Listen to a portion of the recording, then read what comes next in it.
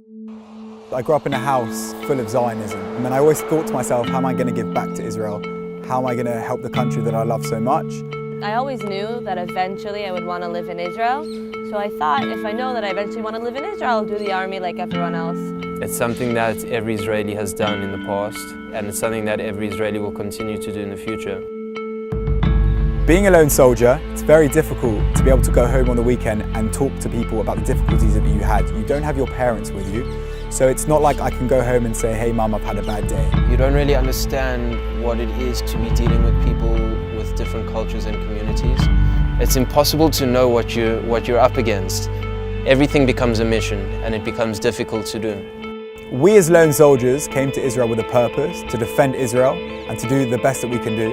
But without מכינת Shachar, we would not be able to do that. We'd fall flat on our faces if it weren't for the מכינת.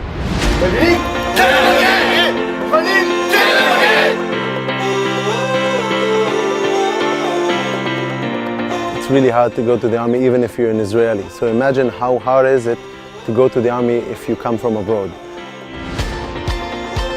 Before I started the army, I was very skeptical about the fact that I had to do a pre-army program. But after about a week, I understood why they made me do it. I learned so much about the actual army.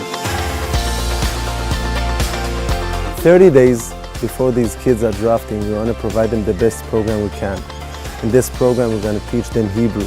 They're going to walk all around Israel, prepare them to the army, physically and mentally. It doesn't really work how everyone thinks it's going to work. You don't come to Israel and enlist into the army like you're getting onto a bus. It doesn't work like that. It's a long process and there's a lot of bureaucracy that goes into it. I learned about each unit, each gedud within the unit, what the unit does, the personalities of the unit, and that helped me decide where I wanted to go. During the army, we're going to keep in touch with them. We're going to make this small group a family so they won't be that lone soldiers.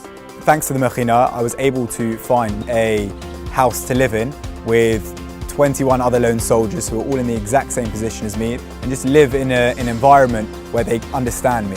There are people that really made us feel that we can honestly go to them for anything that we need throughout the army, after the army, in the army. They really told us that any problems that we have, we can go to them, they'll help us. I gained extra family. The Madrachim are on call 24/7. If I ever have a problem, I know I can call them. You learn to understand that there are people that can help you and are caring and kind enough to give of their own time to go out of the way and try and progress your situation. We've come here essentially to serve the country, and at the end of the day we need מכינת Shachar in order to give across this service that we're willing to provide. Please give us the opportunity to help these soldiers that are coming from abroad a meaningful and enjoyable service.